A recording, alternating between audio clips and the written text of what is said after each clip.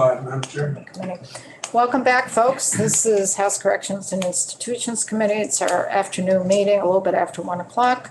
And this afternoon, we're going to be shifting gears from our capital budgeting world and BGS and that world. We are a policy committee as well as a money committee. Our policy committee is the oversight or working on correctional issues, Department of Corrections and correctional issues. So we've got the Commissioner of Corrections, Nick Demmel, that will lead us up, and he's got folks from his department here as well that work on different subject matters of the department. And I think one thing we have to be well aware of, you know, we may think that the Department of Corrections is, oh, they got a jail and you just lock people up. And that's it. Wipe your hands and it's all done. But what corrections is really dealing with within their world of not just the incarcerative world, but also the world of supervision of people out in the community. What we deal with in our world, be it either educational issues, family issues, health issues, neighborhood issues, aging issues, whatever we deal with, DOC is dealing with all of that because these folks are under the jurisdiction, under the custody of the Commissioner of Corrections, which means they're under state custody. We, as a state, are responsible for them. So we have a myriad of issues that DOC deals with. And it's not just putting somebody in a cell and locking that door and having security supervise them. One thing with our Department of Corrections is very different than other states. Our Department of Corrections is within the Agency of Human Services. It is not within law enforcement. It is not within the Department of Public Safety. They are not affiliated with law enforcement. They are affiliated with the Agency of Human Services. And the reason for that, it is stated in statute that the goal of corrections is for rehabilitation, not incarceration. The goal is rehabilitation. In order to have that play out in reality, you need our community partners that are within the Agency of Human Services. You need Department of Mental Health. You need DCF, Department of Children and Family Services. You need the Department of Health. Used to be Dale. I don't think it's still Dale. Is it Dale still? ADEP. It's not ADEP anymore. All of these entities, all of these departments have the same clientele that DOC has. They're integrated. That's why DOC is within the Agency of Human Services. On the other, also for DOC, our terminology that we use is quite different than other states. For our facilities, and you'll go through this, how many facilities we have. And for our facilities, the head of the facility is the superintendent. It is not the warden. It is the superintendent. Think what comes to your mind when you say superintendent. What comes to your mind when you say warden? It's a whole different person. So our Department of Corrections, every facility has a superintendent. The folks who supervise our inmates, they're not called guards. What comes to your mind when you say a guard? Somebody with a stick, possibly. Our folks who supervise folks in our incarcerative settings are called correctional officers. They are our officers that provide the services that oversee folks who are incarcerated. And they are called correctional officers, not guards. So that terminology makes a difference because of what comes to mind. So I just wanted to lay that kind of groundwork for folks for that. So with that, I'm going to turn it over to the Commissioner of Corrections, Nick Demmel. So why don't you come on, Commissioner? We are over capacity, I believe, in terms, how many we got? 12, 15, 16, 17, 18, 19. We have 20 folks here, so I don't know what to do at this point. Drive a window? Going to the air handling unit. Yeah. You can watch us on YouTube. Okay. We are, I probably know what he's gonna say. yeah, well, he's just doing an overview of all of corrections. But Steve, you can watch us on YouTube. Yeah, no, I'll do that. Yeah, and I'll then, text you if I have okay. any objections to it. Well, not objections. Thank Stay you. pretty Thanks, objective Steve. today. Don't worry. Thank you. Sorry, this is part of our. I appreciate it. Yeah, would Yeah. have thought. Capacity every day. I know. Well, when you deal with corrections, we will deal with capacity issues. There's Yeah. no doubt about it. Everyone wants You that. do it Everyone fast. wants to see corrections, yeah. So welcome, Commissioner. As you can see, we have a brand new committee.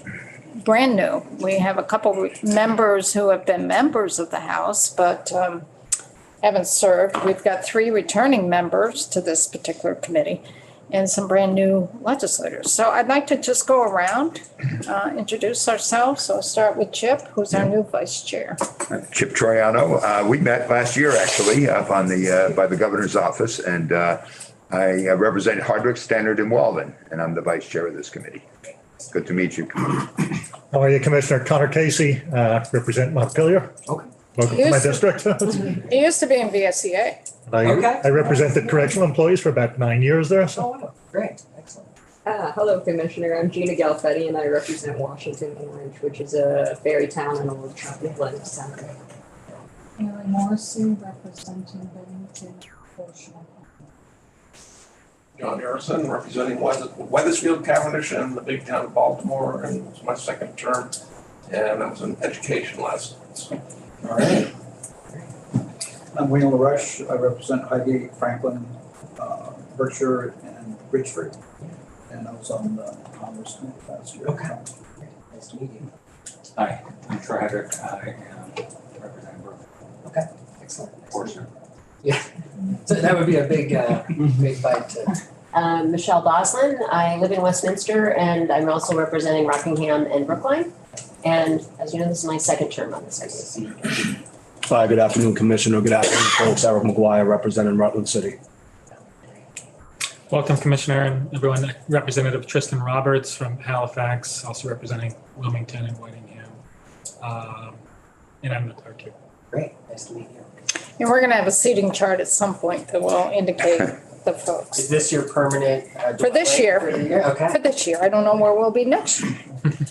You know, but this year it will be. Talk about the parking lot.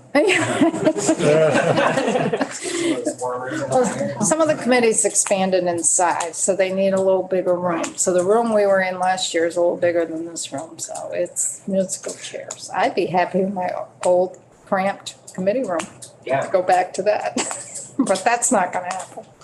But welcome. Maybe we can return the favor and do introductions for our team. So as the chair noted, my name is Nick Demmel. I'm the Commissioner of the Department of Corrections. I'd be happy to talk a little about my background, but I think I'll turn to our team first. I'll just note, we have a Deputy Commissioner position, but nobody is in that slot at the moment. And our General Counsel, who represents our Office of General Counsel, is also not with us today. But everybody else in the room here represents the executive team of the Department of Corrections. So these are the exempt or executive employees of the department. And so we'll start with Al, maybe just run through the group quick, and then I'll come back and we can start our presentation. Thank you. Al Coleman, I'm the Chief of Operations for the Department of Corrections. In my role, I oversee field services, which encompasses our probation and parole offices, our transitional housing. I oversee the facilities division, which is our 6 correctional facilities, as well as the out-of-state facility that we currently have. I oversee the medical division right now, as well as our programs and educations division. Basically, our women's services. So anything that really impacts operations within the department falls under my purview. Well, Al spends a lot of time in here, just like Joe Asia does for BGS. Al spends a lot of time. Nice to meet you all. Hello, everyone. My name is Jim Rice. I'm the Executive Director of the Office of Professional Standards and Compliance. And so in my role, I have oversight over our training and recruitment divisions, employee support. Most of the efforts that we put out as a department that's geared towards supporting our staff come from the Office of Professional Standards and Compliance. Hi everyone, nice to meet you. I'm Kristen Caliber, the Financial Director for DMC. I think my role is pretty self-explanatory, but we do have a finger in every pot in the department. I am Isaac Dano. I am the Executive Director of Policy and Strategic Initiatives, a bit of a mouthful, but I oversee our legislative work, our communication, strategic planning, and research and data teams. And I'll be the primary contact for it.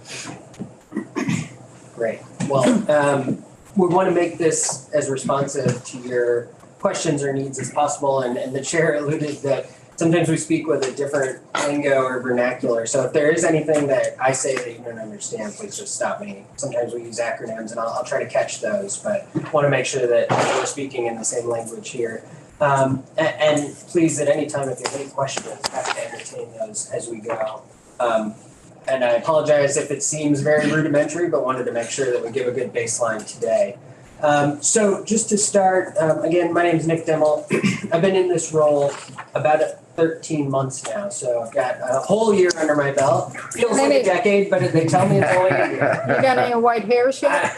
Well, yeah, the dye helps. I do have a few. I don't know if that's from my daughter or from the job. So I've been here about 13 months. I think we've done a lot in that time that has really helped the department move forward. Excited to talk about some of that today. Certainly as the session goes on, we'll talk about a good body of that work, and certainly there's plenty more to pick up on and take forward. Prior to this role, I spent the body of my career as a clandestine intelligence officer with the Central Intelligence Agency. Before that, I was a lawyer in the U.S. Senate. I worked for Senator Dick Durbin from Illinois, both in the Senate Judiciary Committee and then in his leadership office on his national security staff and national security policy work. And before that, law school and elementary school and things like that. So I'm not a native Vermonter. People like to raise that with me sometimes. I'm from Wisconsin. Unfortunately, the Packers lost, so you can all That's right. I grew up in that. Oh, no way. I grew up in Cross. I went to school. No way. All right. And then how old are you? Are you close in age? That's a state secret. We don't share that. But yeah, so I went to college and law school and then moved to DC and then came to Vermont after that. But so I raised that to simply say, 13 months ago, with the exception of some policy work I'd done in the Senate, I did not have a corrections background. Hadn't worked in a prison. As a lawyer, I'd spent a little time in prisons here and there with clients, but by and large, this was a new area of study for me and a new line of work. I think that's been a handicap sometimes, but fortunately we have Al, who knows everything about corrections and has helped me through.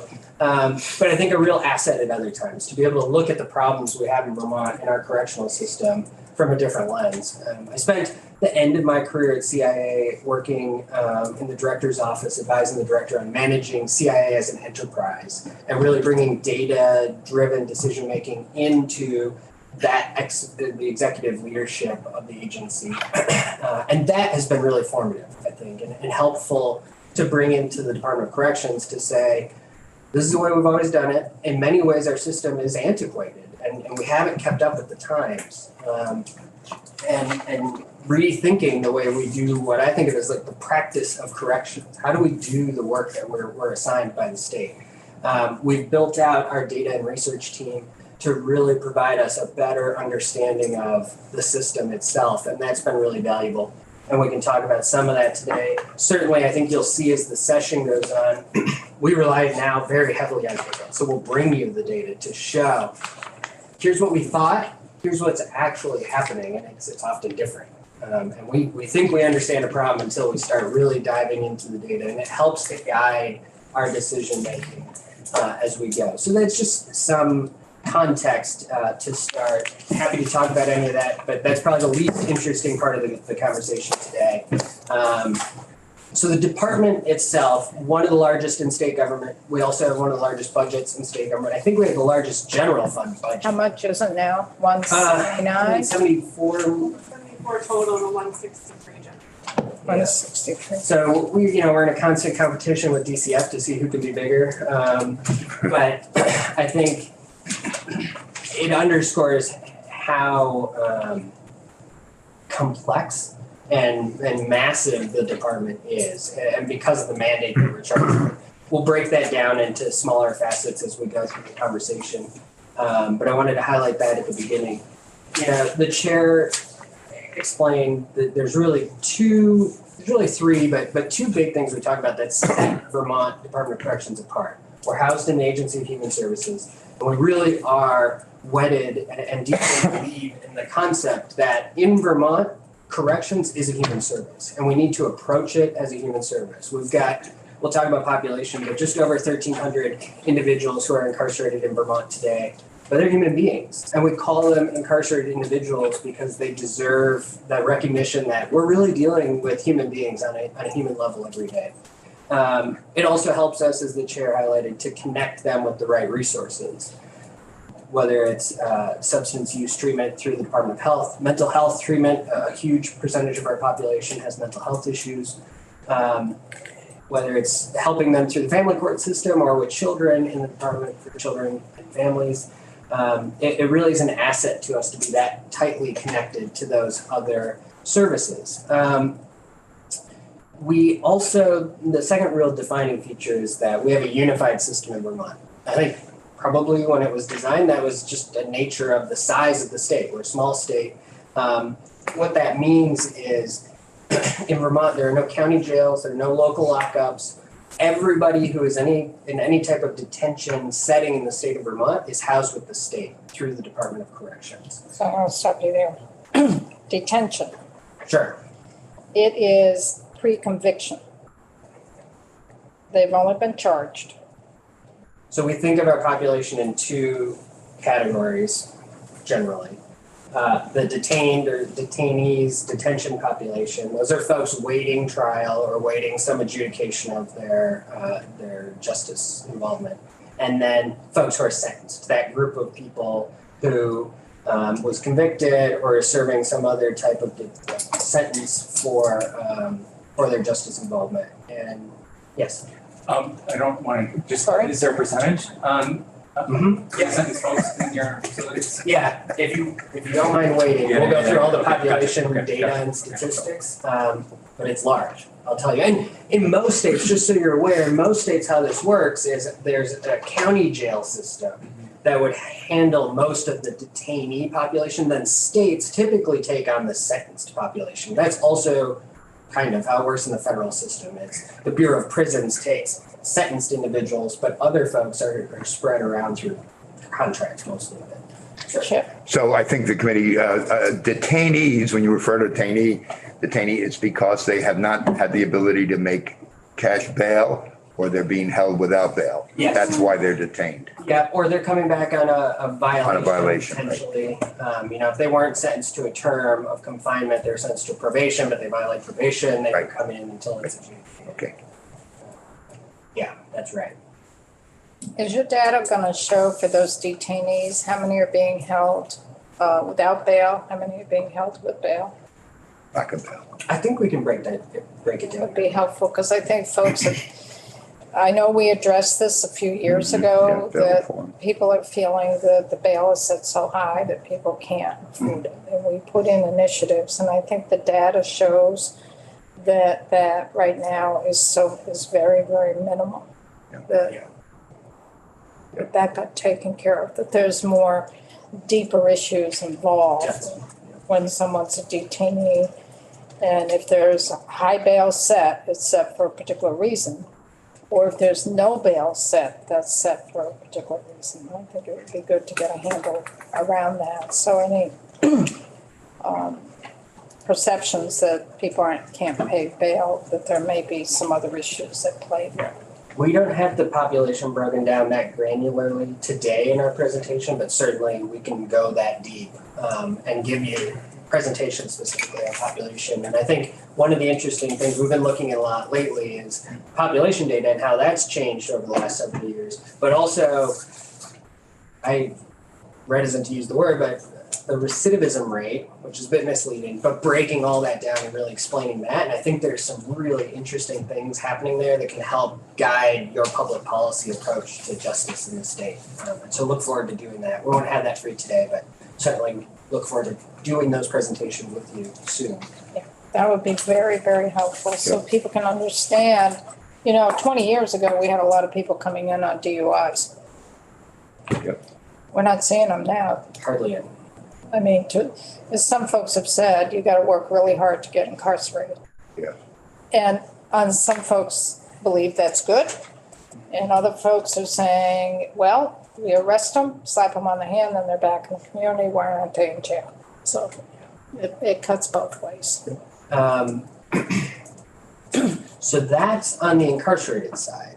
The state of Vermont, I think there's a mixed, Al can maybe tell us, it's mixed around the country whether the correction system also does probation and parole. Some places have those as two separate entities. In the state of Vermont, that's all one department. So we handle all probation, parole. Anybody who's out in the community under supervision is also under the care and custody Department of Corrections. So that would be, in the state, there's a lot of categories, and we can talk through that, probably not today because it gets pretty complicated, but most people understand probation and parole. In the state of Vermont, we also have furlough, which is an incarcerated setting, but in the community, which gets complicated, and there's different types of furlough.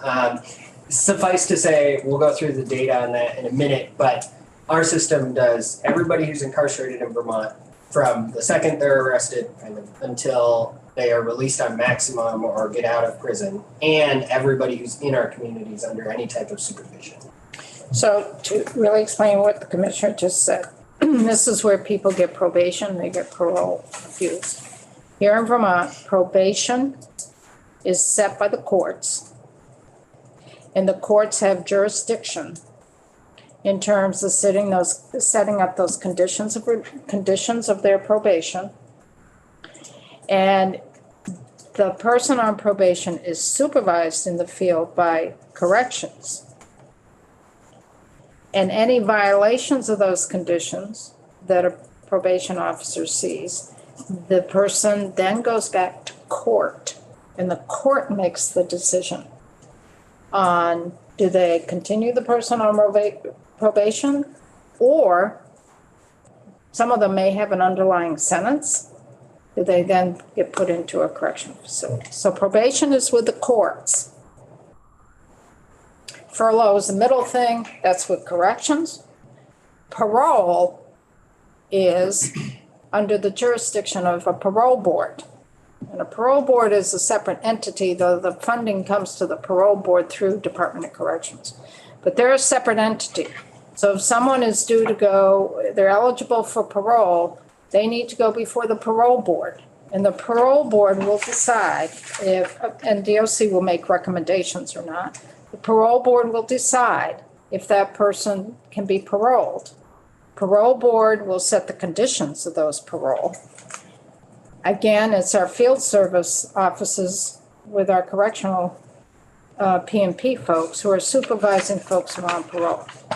If there are violations of those conditions, the field service officer, P&P officer, will then return that person to the parole board.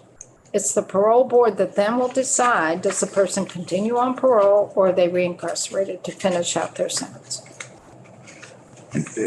Every sentence in Vermont has a minimum sentence and a maximum sentence. And eligibility for parole comes at the time of the minimum sentence has come about.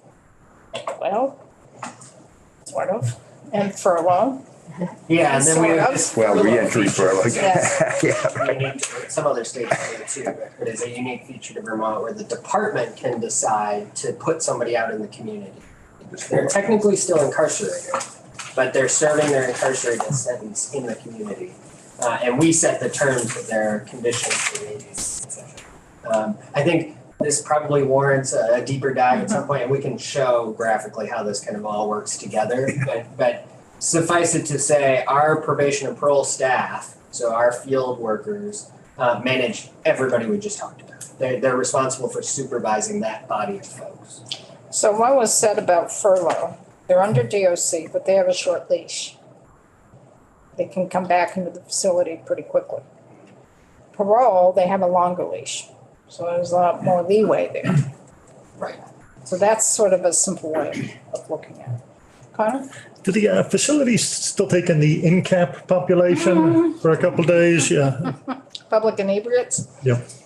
Yes, yeah, and we can, that would be another interesting presentation, talking about the different, like unique populations that we house within the system. And some I think are there legitimately, and some I think most people would say probably don't belong there, but that's the only option the state has in some cases. And that is a big rub, I think, for everybody, and a vexing public policy area. But for corrections, in the agency of human services, we talk about people in crisis or that are justice involved usually end up one of three places: in a prison, in a hospital ED, or homeless, unhoused. And so we have this triangle, and often they're just bouncing between the three.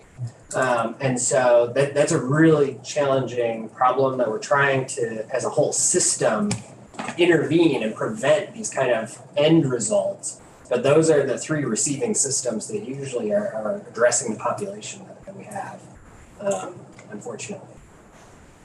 So, why do you believe that to be the case? Why?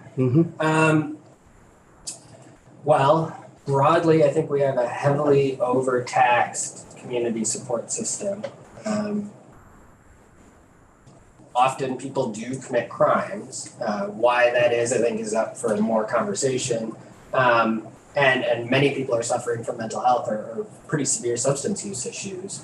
And so that kind of spirals on itself. It builds momentum, and then they end up in one of the outcomes because they're having a serious health event or they have a mental health issue that's gotten them to a hospital ED. They lose housing because they can't sustain work, or there's other, landlords kick them out, whatever the case may be, or they get justice involved and they end up with us. And all of those things can be happening all at the same time too. I think many of the issues that we would say these are underlying issues why people are ending up in prisons are co-occurring with mental health, and substance use. And we can show in the data, I don't want to get too far ahead, but 1 in every 2 individuals in a Vermont prison right now has a substance use disorder, and almost all of it's opioid. So you're walking through one of our facilities, a living unit, 1 out of every other person you see is suffering from a substance use disorder. And that speaks to the scale of the problem, I think, in the state of Vermont. And this isn't, I talk about it in Vermont because that's our area of responsibility, but to be clear, this isn't a unique to Vermont problem. This is definitely happening broadly in New England and nationally. ED, the acronym ED. Sorry, emergency department, an emergency room. Right. So what quite often happens in corrections in our facilities, they end up having folks in there that nobody else wants to treat or house. So by default, one way or another, that person becomes involved in the criminal justice system. And it's not corrections that's out there grabbing people. It just, if the systems break down, they end up in the courts, and then they have to be housed somewhere, and by default, it's a correctional facility. And in many cases, it's an inappropriate place to put them. And that's why we were working with, and I'm going to lay the groundwork here a little bit, for our Justice Reinvestment 2. That's why we worked with the Council of State Governments to really help us figure out how to address some of this. And we had folks from the courts, we had folks from the administration, we had folks in the legislature, and then all the entities in state government working with the Council of State Governments. And what really came out of that is you can't look at DOC to provide all the services. You've got to reach out to your partners in state government and in the community partners to really have wraparound services for folks. Because if you don't, they're ending up in corrections. The only other thing I would add before I get to your question is, for the vast majority of individuals that we serve, we have no control over who comes to us. We simply are the entity that receives them and then addresses the issue, whether it's confinement or mental health, whatever. With very, very little discretion over deciding who comes to our system. So and this comes up often when we talk about population. Oh, is the population going up? Why is that? The department has very little control over those numbers. And in the ways that we do, we'll present on this, a lot of the JRI work the Justice Reinvestment work is focused on that, is keeping that number down where we have the ability to do so. But we have some other players who heavily influence the population that we have. Do you still need to? Connor and then Jim. Oh, sorry. Oh, sure, I'll jump in. No, I think you're both making a good case for why it is housed under the AHS as opposed to somewhere else. I always thought, both federal policy and state policy, we didn't really deinstitutionalize people in the mental health system. We just moved them to other institutions like homeless shelters and correctional facilities, right? And I always remember there was the SMI, the designation in corrections. I was wondering if you had data like, okay, so every other as a substance abuse disorder, what percentage would have like an SMI at this point? Yeah, we can bring in that data. SMI is serious mental illness. Sorry, yeah. Which is only defined for people who are incarcerated. That is not used out with our designated agencies. Yeah, we can show that. We can show kind of at an aggregate level how many people are on, mental health medications, that type of thing. And it's high. I mean, it's higher than the general population, certainly. So I think we can spend a great deal of time talking about the mental health piece to our system, and I think that'd be a very helpful presentation so that you can understand how we provide services, where we're probably falling short or where we have limitations and just can't. I mean, at the end of the day, it's worth remembering that prisons, as nice as we want to make them, are not therapeutic environments. They're prisons. And so there's inherent limitations to our ability to really impact mental health care all the way through. Thanks. Gina? Can you quantify how many people you're hanging on to that would qualify for FSU, but you can't find stable housing for them? Like what percentage of the people you've got right now would actually qualify for FSU if there was more housing outside? Is that a number you can come up with? We do have that information. It used to run around 100 or 150. That's what we call our B1. B1. Classified as a That's B1, which is still held is. purely for lack of housing. Yeah. And it's not that they don't have housing per se, it's that they basically burned all their bridges and nobody can take them. Yeah. So it's a very difficult population to raise. Yeah. Yeah, we can show that. I mean, I think, one of the things I was going to highlight is we provide our own transitional housing program also, which is fairly unique to Vermont. Most correction systems are not in the housing business. But again, Vermont has viewed this as part of that rehabilitative journey. And we can talk about kind of the model, the theory behind this. But for a percentage of our population, we really help them move into and pay for and provide transitional housing support in the community. That's right, but you're just maxed out on what you've got. Yeah, and we try to focus that effort on the folks most in need, the folks who really are struggling to stay in the community because of housing related issues, some of what Al was talking about, and not use it on individuals who do have, a residence that they own or a family they can return to, so that it's really impacting the folks most in need. So to bring us back to maybe the 30,000 foot level, you'll hear us talk a lot about facilities and field. And when we say that, the facilities are the 6 state correctional institutions that we have around the state. And the field is that community supervision work, the probation parole officers, we also often call them P&P officers or PPOs. So just so you get that vernacular down. The only other thing I'll highlight before we go through some of the data here is Vermont, in the third tiers, uniquely has a very broad justice mandate. And the mandate for the Department of Corrections is much more expansive than it is in many states. In most states, the Corrections Department incarcerates people, keeps them in, maybe does probation parole, and rehabilitation is talked about. But our system is, because of the theory the state's adopted, is really forward-leaning on rehabilitation, connecting them with the right resources, providing resources where we can, to keep people in the communities. And we fund a lot of community work that supports all of this through the community justice centers, through our transitional housing programs.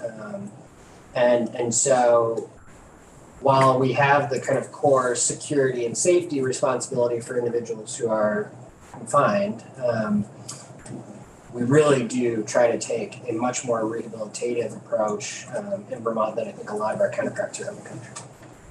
Wayne? Is it working? It's a good question. What's the effectiveness? Yeah, I mean, I think we can break down and look at program effectiveness. The transitional housing program is hugely effective. We can look at the money we've spent on like restorative justice practices through the community justice centers, hugely impactful. And we can bring that data in and show you. What I was alluding to, I gave a presentation recently about our recidivism rate, and I kind of hate that because it misses the broader, there's more context than just a one number. But I'll bring that presentation in if you'll have me and give it, because it shows that over the last several years, our population has decreased. Generally, I think most people would, for different reasons, most people would agree lower population is probably good. The population we have are significantly more violent. Their risk to reoffend, their risk to the community is much higher. And we're still having impact. Our recidivism rate has basically stayed the same as our population got harder to manage, more complicated, more mental health issues, more violent, and our numbers stayed the same, which we think is a great sign that what we're doing is working. And the flip side of that is we also pushed out of our system all those folks who probably didn't need to be there. They were there for some reason. They're not violent. They don't pose a risk to the community. They're in for drug offenses or other non-violent offenses. The DUI-3, third drunk driving offense, that type of thing. And we really worked to move. And some of that was COVID. A lot of it was JRI. But we're holding steady, which is good. Yeah, I'm just wondering if that statistic you just said is true for women as well as men, in terms of the majority of folks in there are violent offenders, because that is not what I've heard about the women's population. Yeah, and we can break all that data down by gender as well. I'd be curious to see the information about women. I can bring that in. And the other thing we see in our female population is we have a lot of detainers. As a percentage of the total population of women we have incarcerated, almost half are detainers. So, What's that about? That's a good question. I'm not sure. I don't know. I mean, it's the courts. Yeah. It's the courts. And this goes back to remember that we really only have limited influence over the sentenced population. That detainee population comes to us. So if members are interested in hearing that, we can schedule something for the courts. Yeah. So while we're on the topic of men and women, we have 5 male facilities in the state and 1 women's facility. The women's facility is in South Burlington. The men's facilities are pretty geographically dispersed. So we have one in Swanton, St. Albans area, one in Newport, one in St. Johnsbury, one in Springfield, and one in Rutland. Some of them have some specialties to them, but by and large, we think of them generally as just the 5 facilities that we have, and we can move population between them. The one I'd call out is Springfield, because they have a much more robust medical and kind of aspect to it. So they house our aging or geriatric population. They house individuals who have pretty serious medical conditions, longer-term medical needs, a good percentage of our mental health population, kind of severe mental health issues that need to be addressed. It's also one of our largest, so Springfield and Newport are the 2 biggest. And then, the Rutland, Chittenden, and St. Johnsbury are the smaller 3. Northwest is kind of in the... So one thing that would be really helpful, and I just lost my train of thought here. But one thing that might be helpful, okay, I just got it back, it's 2 things. How many folks, how many beds are in Newport and how many beds are in Springfield? think it's around 420 in Newport, 350 in Newport Springfield. is 335. Oh, so they've gone down. Newport's 335, and what's Springfield? Springfield's around the system there. 350. So one thing that I found was really helpful to previous committees in understanding our beds is to do a breakdown of what our beds are all about, because we have about 1,600 beds, but not all those beds are general population beds. So I think it would be good for us later on to schedule some time to talk about how the beds are used, because there are some beds that you're not going to use for general population. They're specific for specific things, like the infirmary. Not all beds are created equal. That's right. And that plays into why we have some folks out of state. Segregation. We don't. We have some closed custody Yeah. space. Infirmary space is another one that, we have several beds in the infirmary, so you're only in there, if you need that service. But that, I think, if we could schedule that at some point too, will really help the committee with our colleagues really understand that there isn't much flexibility in DOC when it comes to using beds. A lot of those are specific to specific uses, and that creates a crunch on beds. Intersection, a few weeks ago, I attended Northwest Medical Center, talked with those folks, and one of the things they told us that 30% of their staff time in the emergency room is being taken up with people with mental illness or drugs. And they had one secure room, I think, in order to deal with those. They had nurses who were being beaten up, routinely and that sort of thing. But it was such a drag on their overall operation because high-paid staff are in those emergency rooms, higher paid than what they would have to be paid someplace else. So the question is that the right place for them? And can we do anything about it? And Springfield is dealing with some of that, plus the capacity issues. But are you talking more folks in a mental health crisis? Or are you talking more folks who have some criminal charges? Well, we would, again, maybe the suggestion might be to talk to the hospital side of things. Because we hear a lot of folks with mental health issues, and they wouldn't be going to corrections, we hope, unless there was some criminal charges there. But if it's just mental health, straight mental health issues, that's in our Department of Mental Health, and that would be with our mental health beds, either at the state hospital, at the retreat, UVM, Rutland, what's available there. Tiny handful of step-down options. Right. So. Well, we tend to see a population of what we call the delayed psychiatric placement, those that are pending criminal charges but don't have a bed at a mental health facility. So they do come to corrections, awaiting a mental health evaluation. But they have criminal charges. They have criminal charges, and the goal is to eventually get them out of corrections custody to the hospital, but they're dealing with bed capacity issues as well. So to break down the facilities a little bit better, the 6 in-state facilities, in the perfect world, because we're a unified system, and this predates. Go to the next slide, you can see it mapped out, just so if that's. In the perfect world, this is this commissioner and a lot of other commissioners prior to you. But when short life expectancy. Yeah, when we first became a unified system, the thinking was that we would have regional facilities that would replace that county jail function that would hold the detainee population. So we had a regional facility in Rutland, and we had one in St. Johnsbury. And the Chittenden facility was originally a regional facility for males.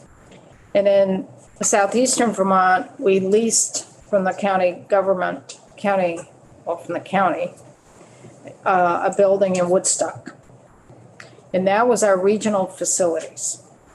So when folks were arrested and detained, they went to those regional facilities, and they were operated by the state. And then, once they were sentenced, they went to St. Albans first. St. Albans was called the central facility, where they would house the sentenced folks. Then Newport was built, and Newport was another central facility. So they'd be arrested, they'd either go to Rutland, Woodstock, St. Johnsbury, or Burlington. Once they were convicted and there was a sentence, they'd then go to St. Albans or Newport. And then in the late 90s, our lease with the Woodstock facility ran out. So DOC decided to combine the regional function and the central function in the Springfield facility.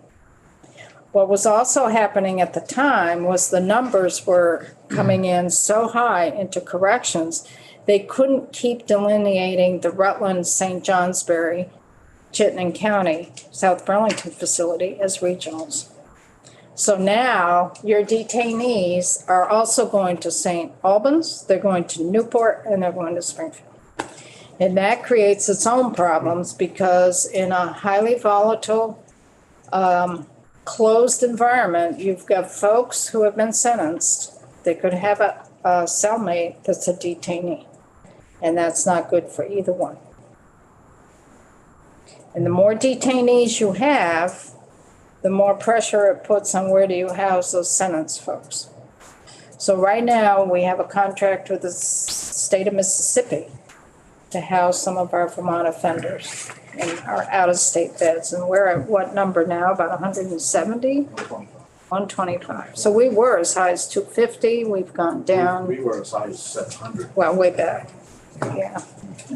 So basically what's happened, and I think that's a great summary, is the Vermont corrections system, the actual physical system that we have in place in Vermont is oversubscribed. We have more people in our charge than we have space to house them. And that's been the case for many, many years now. And keeping a regional or detention versus sentence facilities, we just don't have the flexibility to be able to do that. And I think it's one of the important things as we think of future facility needs, if we don't have any slack in the system, basically if we're 100% subscribed on a facility, there's no flexibility for us. We can't manipulate it to address, like we don't want detainees with sentenced individuals. So as we think about future facility needs, building in some of that slack is really important to keep the system flexible so we can have the best outcome that we're actually trying to achieve. So that's right. So we do have an out-of-state facility. It's a contract with a private entity. It's in Tallahatchie County, Mississippi. And you know, we're trying to keep that number as low as possible. But with the operational needs that we have, we're trying to keep that around 125. And we don't want it to go up, but we really don't have the capacity to have that population back. And that's where it'd be good to go back to what our beds are specifically used for, because that plays into it. So we have some questions here. Wayne? So the Gina? 1,300, does that include the 100 and some odd? It does. That includes the total population. I think it's 1,346 today. Gina and then John. Is Tallahatchie the only place out of state that you're sending Vermont inmates, or are you contracting with other places as well? No, that's the only Okay, because that was what contract. I have some workers that said that they've been sent to Kentucky and other places Oh, like whatever. that. We have sent people to other places in the past. Our Okay. current contract It's is with at a is site in Mississippi. Yeah. The only exception to that would be, you know, there are interstate compacts between state governments, and so there's occasionally times where we may send an incarcerated individual to New York State, and they would serve their sentence in New York, and we receive New Yorkers, but those are, you know, very small, I don't know, a handful. Gotcha. We only have one contract for out of state. John and then Chip. Mississippi facility, private or state-run? It's private. And I was actually just there. I'd be happy to talk about that. Interesting visit. So Chip, Tristan, Troy, and Gina. So it might help for folks to have like a profile of those who are sent to Mississippi. What kind of inmates are sent? Because obviously a large portion are not sent there. Right. So I can tell you right now, it's about to change a little bit, but in general, the population down there are serving long sentences. They're not close to their maximum date or minimum. Not even their minimum. They are not in our MAT program, or medically assisted treatment program. we'll talk about that in a few minutes. And they're not eligible for programming to prepare them for release. And so think of the population that's going to be with us for many, many years, and then meet some of these other criteria. I will say, interestingly, we'll look forward to working through some of this with you as the session goes on, but we've been surveying that population and the rest of our population to try to better understand some of this. And almost unanimously, they do not want to come back to Vermont. Really? Which I was, again, I don't know if That is surprising. I was blown away. Can they And so, smoke down there? no, I don't. Because that was one time. Yeah, it was at one point, yeah. And we can dig into some of the reasons, but I'd be interested to talk more about that problem. Yeah, that's interesting. Tristan, Troy, and Gina. Thank you, Commissioner. This could be a question for another day, or I don't know how to get into this, but I just want to get a better sense of if you're overtaxed, the institution is overtaxed. If we wanted to do a better job of serving the incarcerated population and ultimately reduce that to the extent possible, where would you put resources? Where is success taking place that you would like to build on?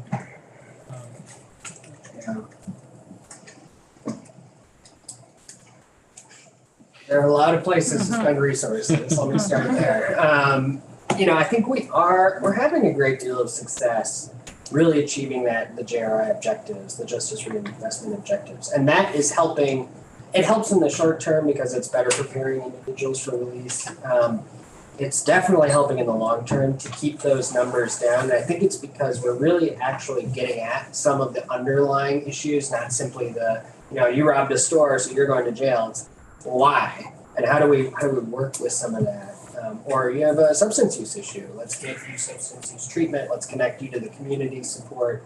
I think the more we can build out the resources available in our communities, the more likely it is that people will stay in our communities. It's one of the reasons, as we look at the year ahead, we know that people aren't going to be successful in the community if they don't have housing and they don't have jobs.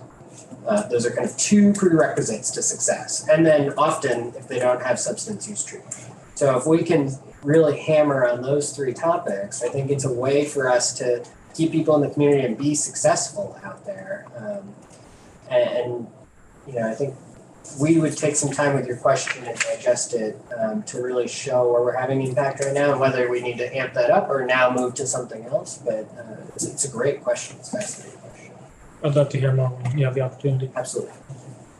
That was some of the work that the Council of State Governments did, the Justice Reinvestment to really see where in the whole system, not just DOC system, but the whole system, where there needs to be beefing up. Because one thing that they were very, very clear is our community partners are not stepping up to the plate when someone is reentering from an incarcerative setting. What we do, we depend on DOC to provide all those services and to pay for it. And DOC is not designed to do that. And in order for people to succeed in the community once they reenter is our community partners, like our designated agencies or some of our recovery centers or our transitional housing programs that are out there really need to step up to the plate and want to serve folks. Some entities don't want to serve people who are coming from the incarcerative setting, and that came out pretty clear with the Council of State Governments work. And they have said to invest money in those community supports. Why do you think that is? I don't know. I think what Council of State Governments picked up from all the work that they did is some agencies or entities just didn't want to deal with people who came out of jail. Even though they may have been dealing with a family or whatever, it's stigma. Possibly could be stigma. I think it's more has to do with the services are available Monday through Friday, 9 to 5. Could be. We're presenting ourselves with I don't believe it's a lack of available services within the community. There are plenty of services available. I believe it has to do with more of the availability of the service when the need arises to reduce the risk. I believe we would see a significant reduction in what we are witnessing out there on the street. And I don't necessarily agree with we got to step up. I believe we all need to do better and be better all the way around. In regards to the transitional housing piece, I can be informed in regards to that for the 14 years that I've been in Rutland City. I've made myself available to serve the population that's coming out 24/7. If the other parts of the Agency of Human Services that provide those services make themselves available at those unique hours when the risks arise, I believe we would see a greater success in what we're trying to achieve. I'm sorry, I didn't mean to. No, I was just gonna add, I think one of the other challenges we're facing right now is the staffing shortage. I know our designated agencies in the community, last I heard, was close to 800 vacancies across the state with designated agencies. It's not that the services aren't available, it's the staff aren't there to provide those services. Trying to get them out. And also another part of the picture, and I'm gonna be blunt on this one, everybody's protecting their budgets. Yep. So if they see a DOC person, they're saying, not my responsibility, that's DOC's. So there's some of that going on too, that people are protecting certain departments. It tends to be the solve-all end-all. Right. They have a lot of resources. They have a lot of resources. So DMH, the Department of Mental Health, may not be coming up to the plate. Dale may not be coming up to the plate. But that person who's re-entering needs those services. And the other big piece that plays in, and this we've tried to address with everybody, folks who are re-entering need an ID. Right. We will provide an ID through the DMV to any incarcerated individual. Which is a huge, to your point, I mean, that's usually a predicate for getting a job. Yeah. That's what. That's a predicate for everything. A bank account. Yeah. But we've heard that they're not out there. The IDs aren't out there. It's built into our case planning now. So as somebody's getting ready to re-enter, they meet with a caseworker, and the caseworker connects them with the service. And we have contracts with the DMV that do it right within the facilities. So they should, anybody who wants one, it should be available. Well, that may be the key. Right. Anyone who wants one. Right. And if they get to the community, they're like, oh shoot, I don't have an ID. I mean, it's a service we provide inside the walls, but they could go to the DMV in the community. Now, we know there's bureaucratic hurdles to that too. Is there a way or an understanding that they would be able to get something? I know that's a key piece. They should be getting that. I looked at Al and said, that's part of the reentry planning. Offering the ID and getting a social security card, getting a driver's license or a non-driver's ID. To the commissioner's point, we do have a contact with the DMV. We have a position in central office that is purely focused on only IDs and retrieving IDs and requesting IDs. Because this is absolutely totally different than that. So we DMV and you folks need to get together and figure it out.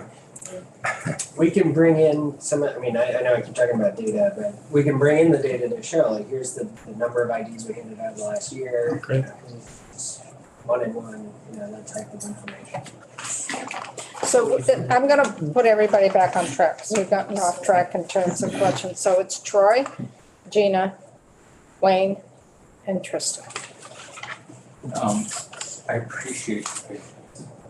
Right, there's a lot of emotion, personal, ethical ideas and all of this. So thank you.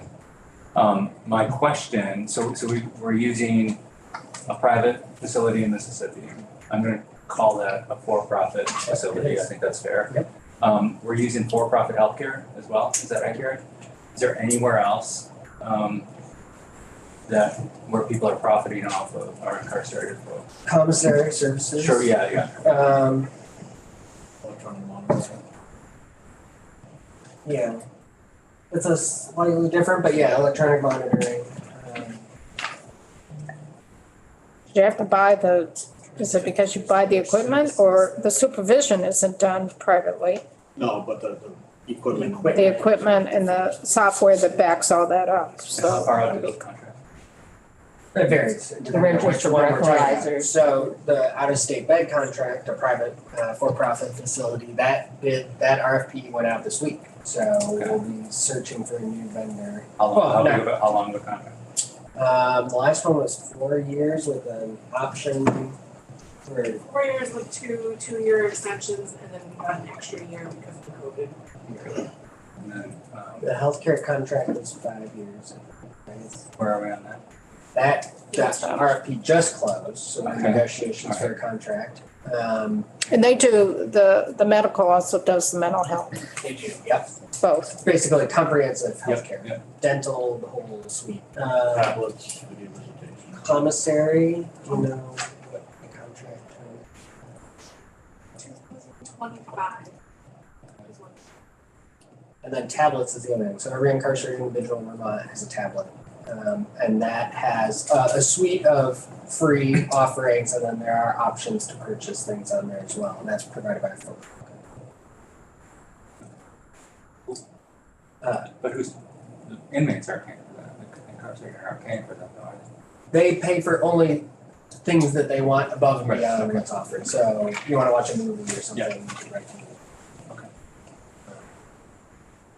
Yeah, I mean, I think one of the things you'll find as you dig into the corrections space is there are very few non-for-profit entities providing the types of services that are needed. And most notably, in healthcare, the state has examined this many times. Is there a way that we could nationalize the healthcare and bring it into the state? Is there a way that we could use University of Vermont or Dartmouth Hitchcock or something? And it's just not viable. And part of that is Vermont, it's a scale issue for Vermont. Part of it is we couldn't pay the price that a UVM or a major hospital system would charge. We could, we don't. We could, it would be Want to. significantly higher, yeah. That's in appropriations. Yeah. That's an appropriations committee, because that's your general fund. So, things that we provide that are not for profit are vocational training, education services, risk reduction services, those types of offerings, programming that we do inside that are not for profit, they're corrections staff. Wayne, Gina, and Tristan. Somebody was ahead of me, no? I was, but. Oh, you were, go ahead, I'm No, sorry. it's okay, because my question got answered. Okay, Yeah. Wayne, I'm sorry. Just a brief follow-up, on the issue of IDs. I could see if there was a problem where they either didn't have a social security number, physical address, or birth certificate, that they might have trouble. Was that the pinch point? So we can get them vital documents. So we can do birth certificate, social security card, a permanent address we could provide, but I think they can use the facility, right? And that had been a big problem, I agree, and I think that's something, we're constantly looking for ways to improve. That's something we heard from the legislature and heard from constituents, and then brought back in and really built that whole program out, and I think it's been working really well. So I'm a little scared to hear that maybe there's some hitches, but we'll certainly work through that if there are. Because the DMV world is very different. They don't have to deal with security in the same way that DOC has to deal with security. So they was trying to mix two different apples and oranges, basically. I mean, I think by and large, we do all the legwork. We get it to DMV and they give us back the ID. Part of the issue is the cost, right? You gotta pay for an ID. So we've been able to get that waived so that coming out of the correctional side. Everybody protects their budget. I don't understand why they didn't want to get just automatically get. Well, some individuals would have it already. Anybody who came in with a driver's license or state issued ID. But it's certainly built into our case planning now and has been for a few years. Well, yeah. Tristan? I think, Commissioner, you point out that you're the custodian of last resort for people with severe mental health issues in many cases. And mental health, mental health can become connected to criminality in many ways. Yeah. So it's a really interesting place you find yourself with the mental health crisis today. That's one way to put it. I just really want to ask you, how are you doing? And you come back with data in the future, but how are you doing with that? Great. Yeah, it's not going well. I think there's a couple of things happening. Some of it is we need to improve. We need to retool. It's part of the reason we put the healthcare contract out for bid this year and not extend the contract we had before. Is we knew that the way the contract was designed was not meeting the mental health needs of the population. And I think there's some different things happening there. Substance use is skyrocketing, has for a number of years now, and that feeds into mental health. Mental health in general, I think in the state, and I turn to my VDH or DMH colleagues to show this in their data, but mental health is declining. I mean, people are suffering in the state of Vermont and other places too.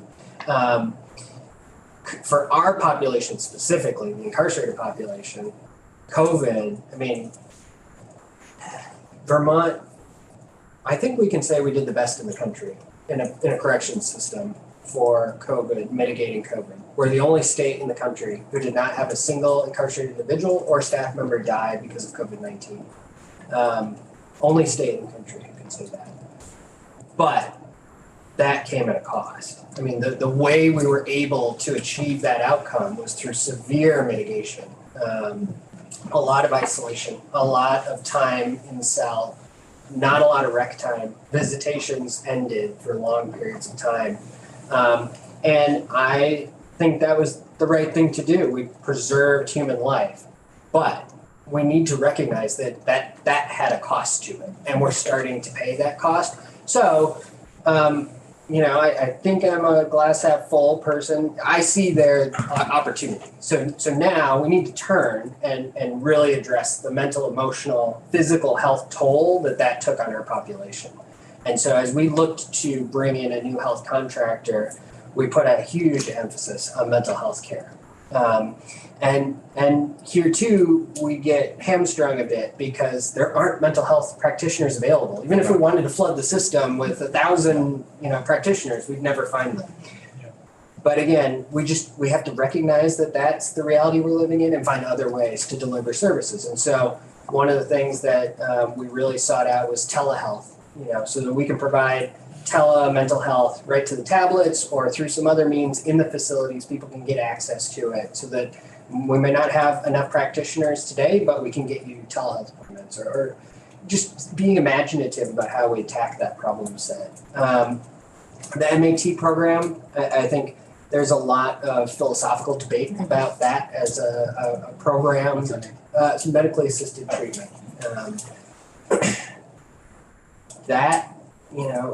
We're meeting people where they have a medical need with what the medical community is saying is the right approach. And so that's another area where we've brought that into our system. We were one of the first states. Maine is another example that does MAT quite well. And that's a big feature in our system now and has been for the last few years. But we need to keep up with these kind of changing demographics around mental health. That landscape is changing on us quickly, and you'll learn corrections doesn't adjust terribly quickly. We're kind of a big old ship, and it's hard to turn. But we're trying to be more nimble. We're trying to be more dynamic so that we can adjust to these realities as they're happening so that we don't get years down the road and recognize we've had all these people suffering for so many years. So not a great answer. I mean, I think we have a lot of work to do on this space, and it's one of our top priorities for this coming year and the future. So I know I wanted to take a break, but we're engaged in a lot of conversations, so I'd like to keep going. If you need to take a break, take a personal break. Okay? Gina and then Michelle. Yeah, with the whole MAP program integrated into the correction system now, do you think that it would be wise to have a MAP specific facility or facilities rather than incorporating that into all of the existing facilities so you wouldn't have the diversion of spots into the rest of your population? It's an interesting question. I'd be interested to hear Al's take on this. My initial impression is it's so ubiquitous in the system now, it would be nearly impossible for us to limit it. In fact, in our next contract for the out-of-state facility, it is a requirement that they provide MAT services. And that was one of the limitations we had in this one. So our, Yeah, the population's we're not bigger. limiting it, we're actually expanding it. Yeah. At least expanding its availability to Right. folks who need that. But Al, I'd be interested if you. We've looked at those numbers to see if that is even feasible for us now. It's not, is it? Yeah, I'd say it's just too many. I think we're a little over 50% of our population right now, non-MAT. Over 50. And I think we're gonna have a deeper dive in MAT. We worked on that in this committee. We established it. And we were very clear, it has to be medically necessary. And medically necessary is defined in law elsewhere, and we referenced that. We were very clear that the MAT program is not any less than what is offered out in communities, and that it is not any more than what is offered out in the community. So all of the work that came on MAT came from this committee. And that was back in May 2018. I think it was, something like We that. started the pilot projects in Rutland in like 2014 or 15. And- 15. And then it was, what's the term when you work someone off? It's Titrate. Titrate, no, was it that? And then we had some concerns about that. And, so anyway, we'll have Annie in. Annie's the one that, we'll have Annie Ramiciano come in and really do a deeper dive on the MAT. So we have another question, Michelle? Yeah, I was just wondering, I remember last year we had a therapist, I believe from Bennington, who did video testimony for us saying that he had an ongoing relationship with an individual who had gone back and forth into the correction system multiple times. And when he went into corrections, he was no longer able to continue a relationship with him.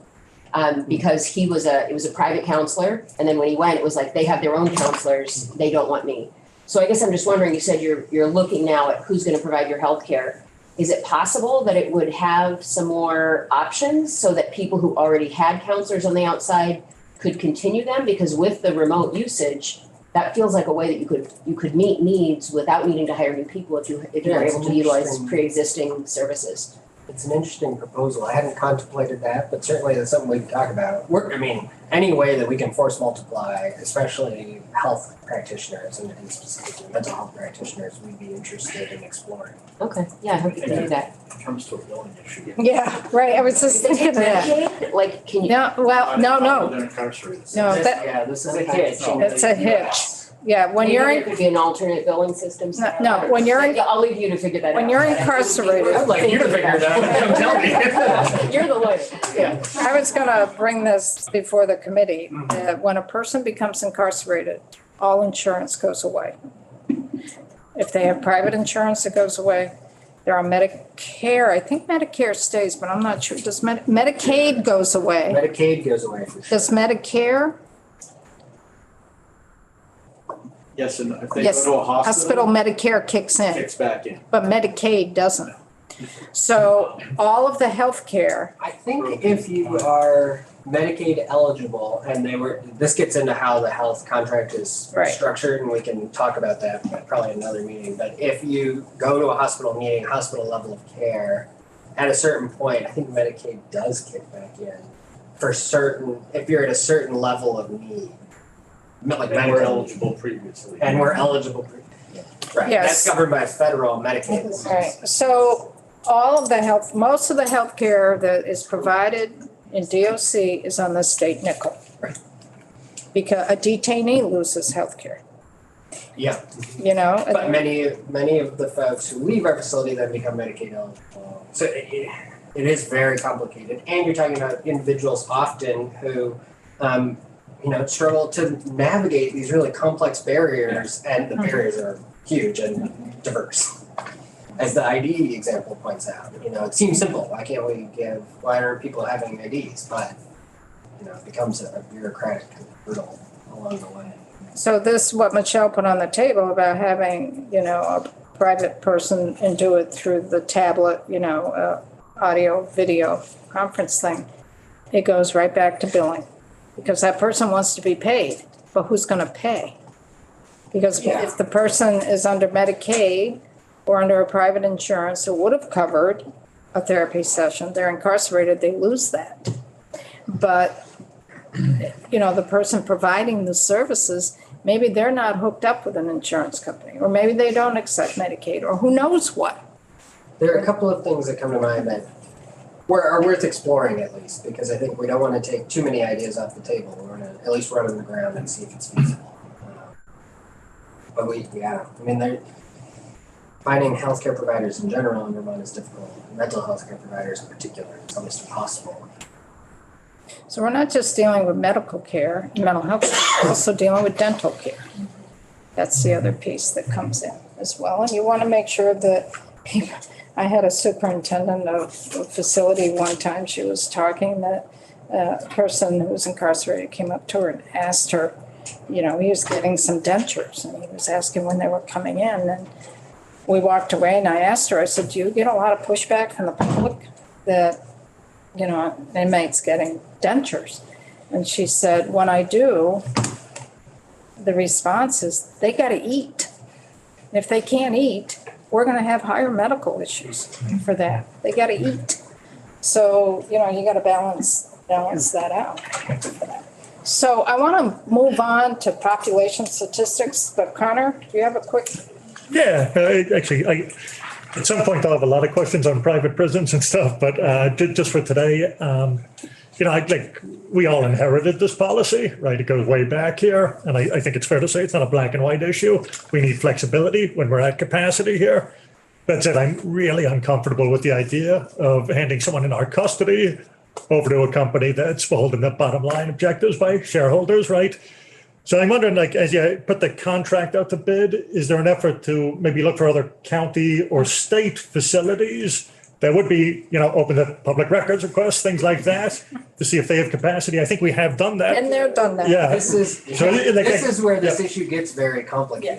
Yes. Is that would have been my initial impression too. At least if we give them to another state or another county, that would get us a better product. What we found is actually that's not the case. And I think, and certainly some folks have been around longer than me, our current contractor has done the best job out of anybody we've ever had, or at least had for a long time. And part of the reason is through a contract vehicle, we can force them to do it the way Vermont wants it done.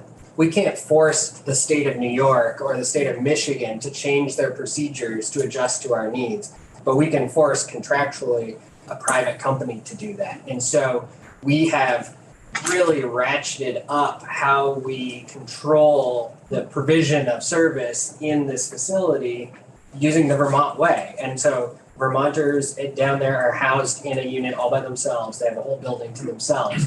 They practice the way we want corrections done in the Vermont model. They use our grievance system. We've as much as we can control how they do it, we are doing that through a contract, which is an interesting, I mean, in some ways we've kind of flipped the script and you're like, okay, if we're going to go with for-profit company, then we're going to use for-profit tools to force the issue.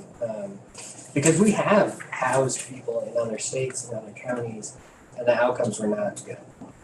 So if they're housed in another state-run facility, if they're under the way that state operates their Department of Corrections. Right. And we have no say. Right. Minimal.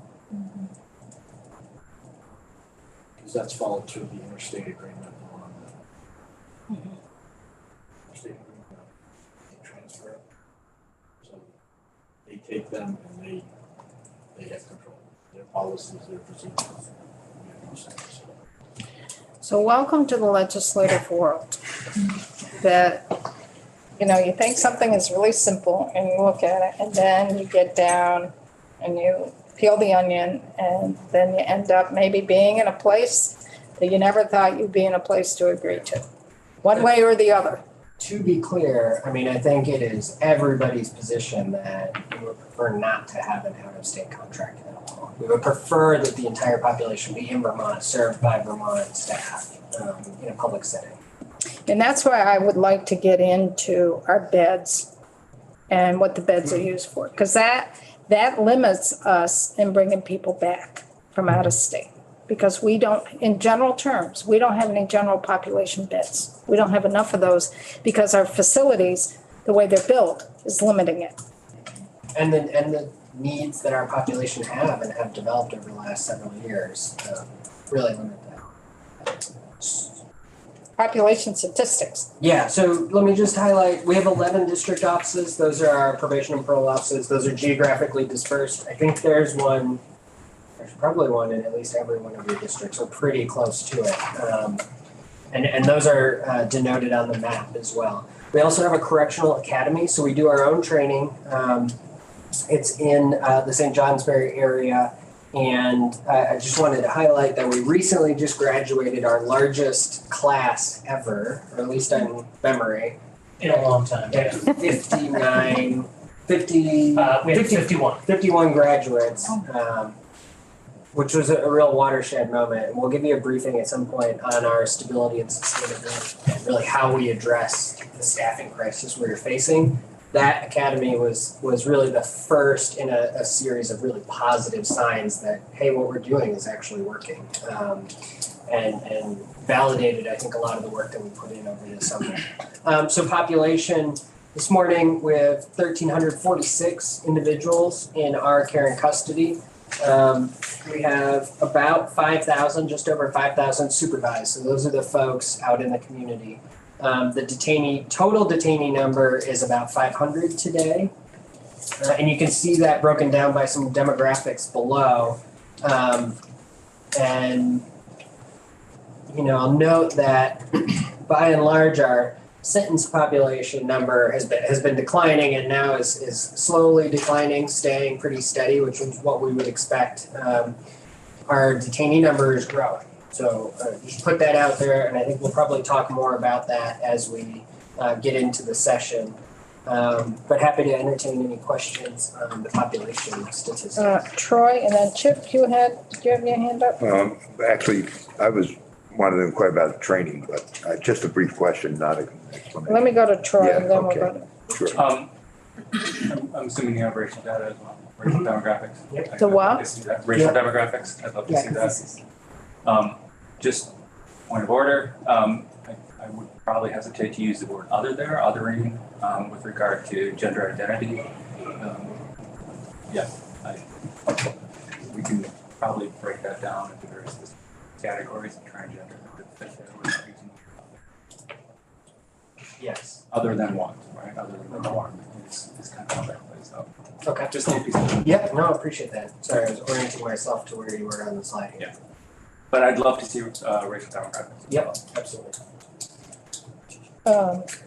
Yeah, I just wanted to say, I think we would like to hear more about your training at this point, at some time, not now, but obviously Vermont State Police Academy has noticeably changed their curriculum to accommodate situations that have come about in the field. And so I'd like to get a handle on what you folks have been doing to change. I did prisoners' rights back in 1981. So I know there are a lot of changes there, and I know these guys from probation officers. So yeah, I mean, I think that is one of the shining stars in our system. I was hoping so. Is the academy. I think, we've done a lot of work over the last few years to change the curriculum to adjust, and some of the training we're doing is just remarkable. But really, I think our curriculum is setting kind of the national standards in corrections. that's what I'd like to hear more. We'd like to have a And we're little unique bit. because most states' correction system is a law enforcement agency. Yes. We're not, and we don't train that way. We train to be rehabilitative. It's very communications focused. And I'll make Jim sit up here for 3 hours and talk to you. Okay, All of the fair enough. same training stuff we do. And it's well utilized. The academy? No, the training opportunities. How do you mean?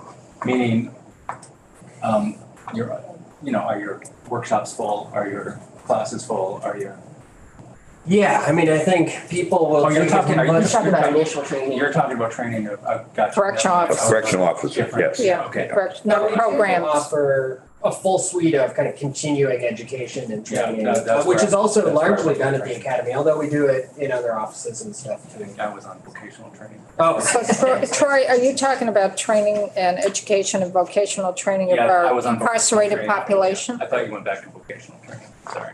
For our incarcerated Yeah. population, okay. We'll get all of that in. Any other questions about the population statistics? On the next slide, we just generally have broken out how the different parts of the organization are structured. I won't go through all of this, but I'm happy to answer any questions. I think it would take us a while to talk through all these different offices, but this is generally how the organization is mapped out.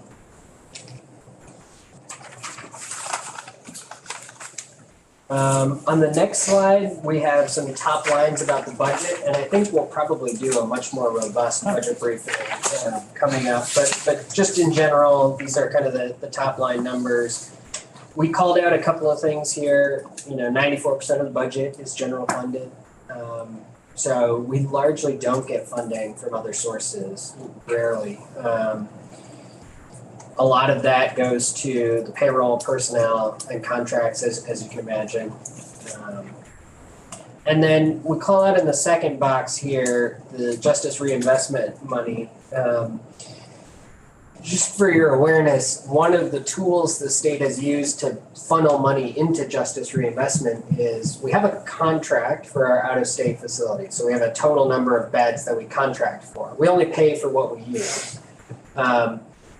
And it gets a little complicated, but we have a contract for 300 something total, but we only budget for 160 beds. So forget the number above 160, but from 160 to whatever our actual utilization is, there's a budget savings in there. And we grab that money every year and we bring it back, and that money is specifically marked to be spent on justice reinvestment initiatives. And so every year we come in and we talk to you guys about some ideas that we have for how to spend that money. We talk to the appropriations committees and to Senate Judiciary, and then that money is spent under some criteria on justice reinvestment initiatives in the state of Vermont. And so we talk a lot about the out-of-state bed savings because it's generally, you can see this year it's $1.9 million.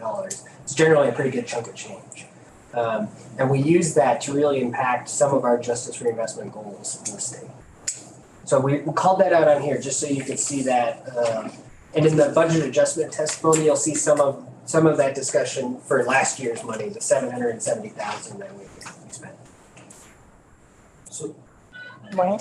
So that 1.9 million savings in operational costs, so that wouldn't, say for example, we brought those folks back and had to build a facility to place those in and then operate that facility. And this 1.9 would be the operational costs, not the costs of building, capital construction. Right, it would not be eligible to go to capital construction. It's actually, there's specific language that restricts its use even further to just justice reinvestment money. Well, I wasn't thinking that way. I was just looking at, is the contracting that you're doing now, it seems like it's saving money compared if we were to house them in Vermont and have it in a facility here. And if we had to build that facility, now those costs would be on top of paying higher costs to house them. Right. It's just a thought. It's not, May not be that's simple. difficult. It's difficult to do a kind of a one-to-one comparison, but yeah, in general, it wouldn't directly translate from the out-of-state contract to building a facility in the state.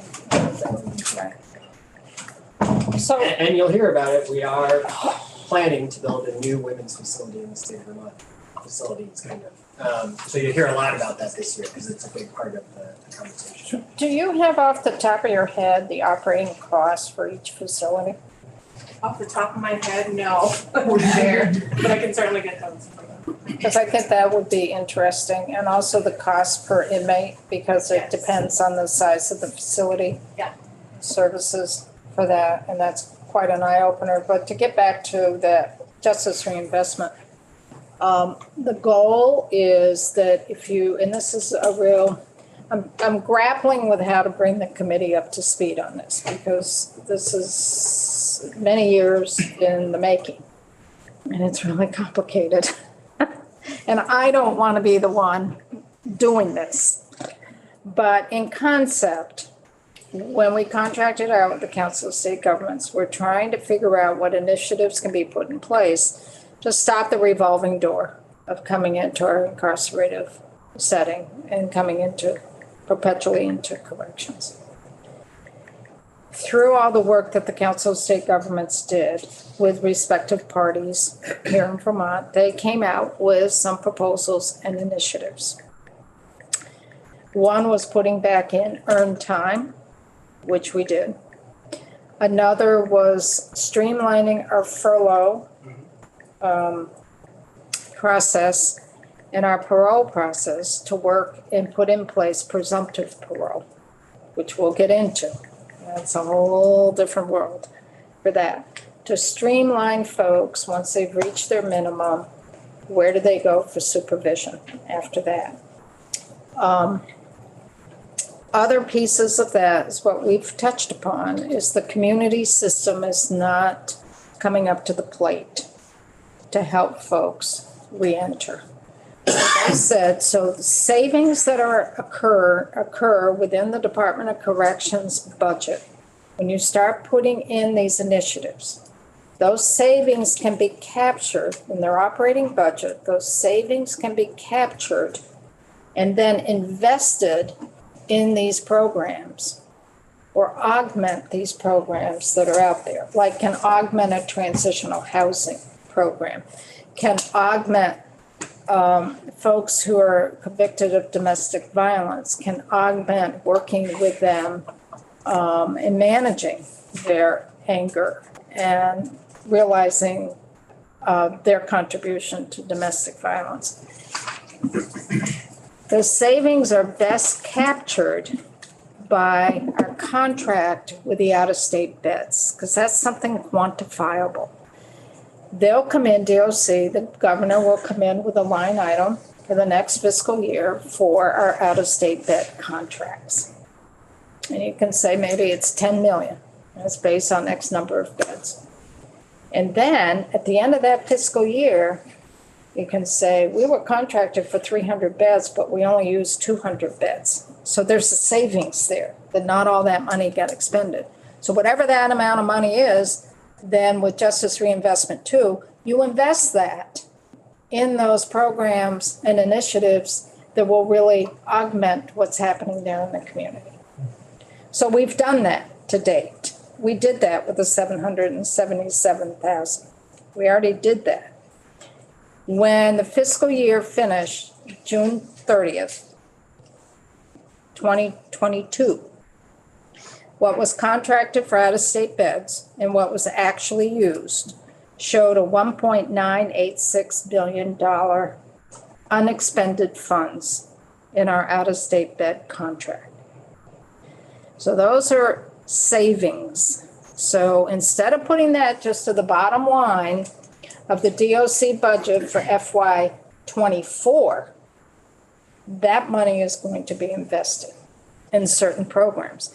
We are going to work as a committee here with Appropriations Committee, with DOC to figure out where that 1.986 is going to go for FY22 and FY23.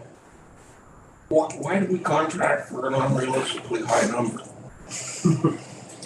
It sounds like smoke and mirrors to get money into another fund. So historically, we were using many more beds than we are now. Okay. The goal has been, and to the representative's point earlier, we want to wean ourselves off as much as we can and eventually get out of the out-of-state contract so that everybody's here. But historically, we had many more people that we were serving, and we'll show you population trends over the last several years. I mean, the number we have in today versus 6 years ago is astronomically different. And so we needed that before, and we were using it before. We had decreased its usage over time, but we had a contract in place.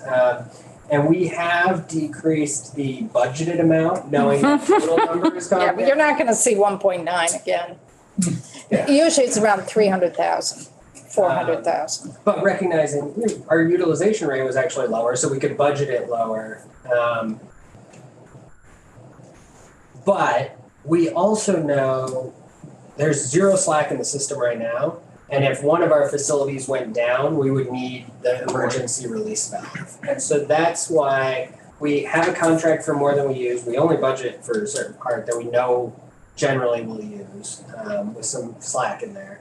But like if we lost the southern facility due to a natural disaster and we needed to move the population out, we would have the flexibility to move them temporarily while we refitted our system to be able to bring that population back. So it's in part an operational imperative at the moment, and in part a contingency plan in the event that something were to happen. Because, you know, if we had to move 200 people right now, there's nowhere in Vermont to move them, so we'd have to put them somewhere else, unfortunately.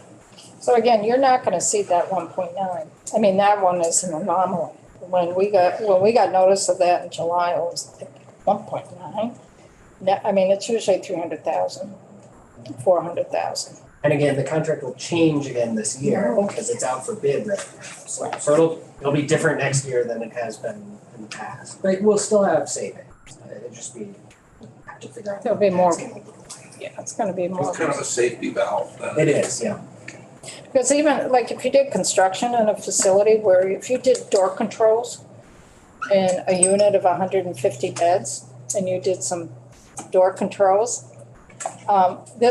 sorry, Kurt. Yeah, downstairs, Kurt. Which committee are you looking for? I think he's looking for. Ways and Means is upstairs where healthcare used to be. Looking good. Downstairs, yeah. I lost my train of thought. Nobody was listening. The surplus. do a door The surplus. surplus. It won't happen again, and Right, it won't happen. If you had to do like a door lock system, right? Yeah, if you had to do a door control system displace. in a unit that had 150 people, we'd have to put some of those folks in the out-of-state bed.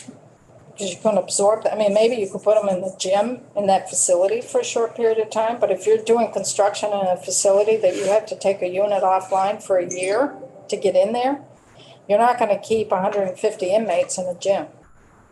So that's how we've used the out-of-state beds, or something like that. I mean, I think, you think of like an Irene type event that were to damage a facility to a point where it was uninhabitable or we needed to do a major refit. I mean, that's the emergency. Fire or something. Yeah, big fire, exactly.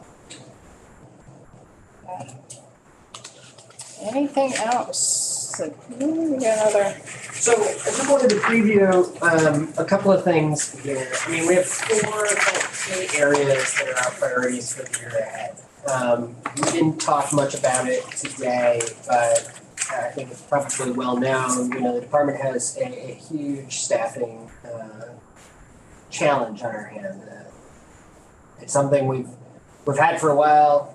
COVID exacerbated it. I think there's a variety of other factors that weighed in on that, but our primary focus has been over the last year and will continue to be in the year ahead, really addressing our systemic staffing challenges.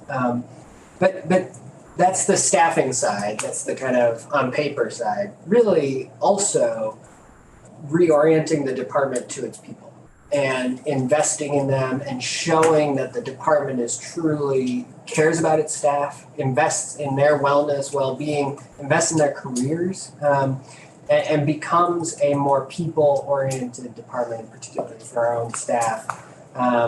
We have 2 primary vehicles that we've done that in the last year, which I highlighted here. The Recovery and Revitalization Plan, that was our effort to come out of the major throes of COVID-19. And then I think more importantly, the Stability and Sustainability Plan. I mean, over the summer, we really hit kind of crisis staffing levels in many of our facilities around the state. And so we launched a plan in partnership with BSEA to first stabilize our system, really inject supports needed into the system to stabilize the facilities, focus different ways on improving recruitment and retention, taking care of staff, addressing wellness and those things. But then also beginning to really think long term about, we've had this problem forever and we keep Band-Aid solutioning it. how do we make this a sustainable correction system for the future, and designing those permanent supports that will lift us out of this kind of systemic problem that we've had. Again, the early results of that plan have been showing great results, and we look forward to coming in and talking specifically about it. It's been a huge body of work we've taken on in the last year. We're only in the beginning phases, and we have a long ways to go, but we're pleased by the early indications of its success. So we have a question here on that. Yeah, and again, I worked at VSEA for a bit. Corrections was by far the toughest job in state government, maybe state hospital too. So I can only imagine in a labor crisis like this, getting people to sign up to work in a facility, it's no easy task. Right. I was talking to a PO the other day who said they were assigned to a hospital actually, because if an inmate's up at the hospital, they got to cover that like 24/7. And it was really just like taking an awful toll on their lives, to the point where it's like, I love my job. I don't know how long I can continue doing this.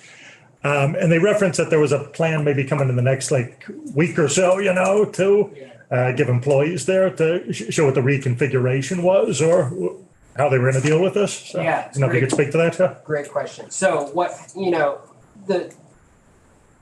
almost all of the staffing challenges at the very basic level come down to facility staffing. If we can't, those are the security officers in our actual correctional institutions. If we cannot staff those facilities, it has huge reverberating effects through the rest of the system. And that's what you're describing. The facilities historically manage hospital coverage. An individual goes to a hospital, they stay with them while they're in the hospital, they come back to the facility. But our staffing level in the facilities got so bad, we couldn't afford to send facility staff out to do that. And so we drew on our field resources, our probation and parole staff, to be able to do that. And you're right, that's put an inordinate burden on the field staff. And largely that comes in the way of what we call standby, which is we have 24-hour coverage, somebody's on a standby list, they get called, they have to report within an hour to take over a duty. It doesn't sound that bad, like you get to be at home, right? But it is, because you have to be within an hour of the facility at all times. You have to be ready to report, and you can't participate, you can't drink, you can't do things that people do in their recreation time. And so you're really tethered to, am I gonna get called, am I not gonna get called? And it invokes that level of anxiety. We recognized that solving that has been much more complicated than I expected. The way we started was we really had to stabilize the facilities and focus on how do we get more facility staff into the facilities so they can do the core jobs. Because it wasn't just hospital coverage. I mean, we were concerned that we wouldn't be able to conduct core functions of the facility itself. And that, brings up safety concerns and security concerns and the like. So we started with the facilities and we rolled out the first part of the plan over the summer. It really took effect in September. And the facilities pretty immediately stabilized. I mean, it's not perfect, don't get me wrong, and people are taxed, don't get me wrong. But they stabilized and gave us a little bit of slack, a little bit of breathing room to begin to push other things into the system. What we weren't able to do, though, is say, okay, the field can go back to its normal job. It doesn't have to do these ancillary responsibilities, the spillover jobs from the facilities. And so as fall wore on, we began to really dig into that problem set and try to study and understand what was happening, what could we do, knowing that we don't have a whole lot of additional staff, what can we do to start to fix that? And so in late December, we outlined the first part of what we're calling the field stabilization phase of this plan. And that's really to address the total number of standby hours folks are having to serve, and it's huge. I'll show you we have a chart that depicts the hours. The second part of that plan will be coming out, I think, in the next couple of weeks or so.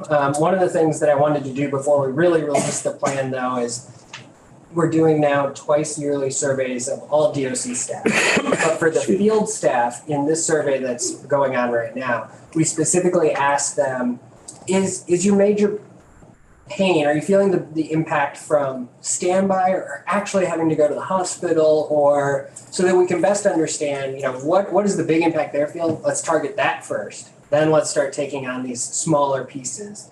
But before we release the full phase, I wanted to make sure we incorporated that staff feedback. So we have some ideas. Hopefully that'll be going out in the next couple of weeks. And it won't be an immediate fix. I mean, we just don't have the staff to be able to do that. But I think we've really thought about that problem set differently than we were thinking about it before, and we'll be able to bring down a lot of the pressure on field staff so they can really focus on the community supervision stuff that they should be doing and not sitting in the hospital doing. Thanks, Commissioner. Yeah.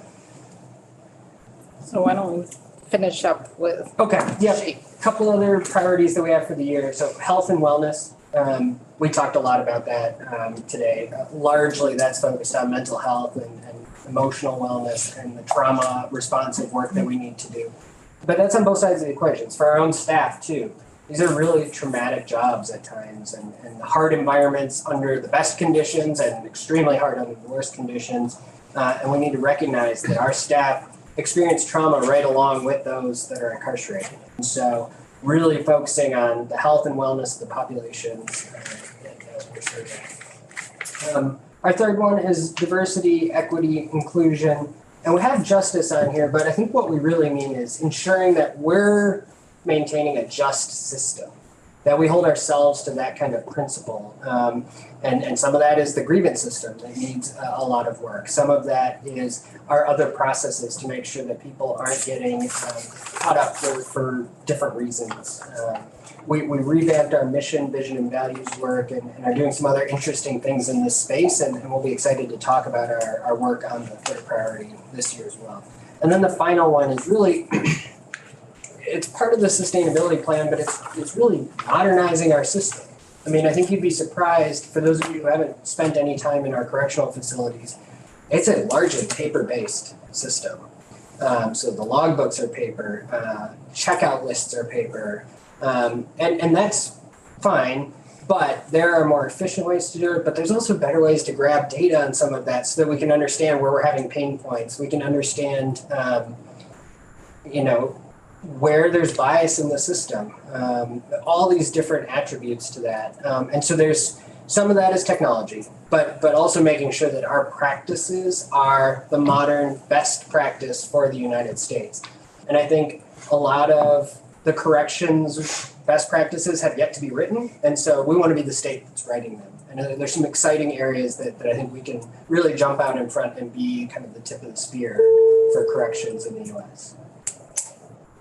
And the bell tolls. That was a good time. Yeah, right to the last page. So I've taken a lot of notes in terms of issues that people were interested in, wanted to hear more about. Bill and I and Chip and Mary will sit down and we'll schedule some of this for next week. Would Isaac be the key that we really work with in terms of, I think the best place to start would be to get a feel for how our beds are used, incarcerated beds are used, and then go into the breakdown of our demographics of our corrections population. Okay. And that would be the broad, male, female, what the demographics for each, and also maybe get into a little bit what you're seeing of folks coming in now that's so different from 10 years ago. Yeah. And what you really experienced for that. I think that would be a good place to start with for that. And if we could do those back to back would be really helpful to keep the train of thought going. Does that make sense to the committee? Yes. For that? So we can schedule that for next week, possibly in an afternoon would be the best. Sure. For that. Tristan?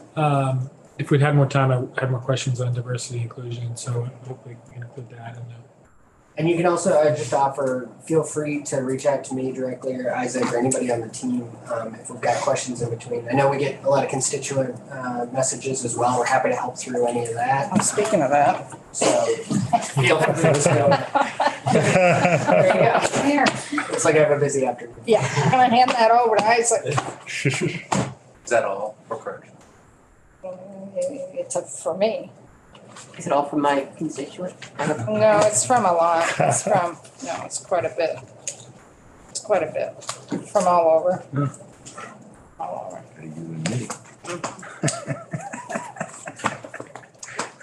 Well, thank you guys very much for Thank you. letting me. Thank you. Yeah, thanks for coming in, Let me Commissioner. know if we can ever be helpful. We will. Thank you, Yes. Commissioner. So we're thinking next week. I don't know if it'll be Wednesday afternoon or Thursday afternoon. Okay. For that, or even Tuesday afternoon. Well, we may be booked up on Tuesday afternoon. I'm not sure. I don't know yet. We could, it's either one of those 3 days. Why didn't we? So for the committee, we're back here right after the floor, and Okay. Connor's gonna give us a quick walkthrough of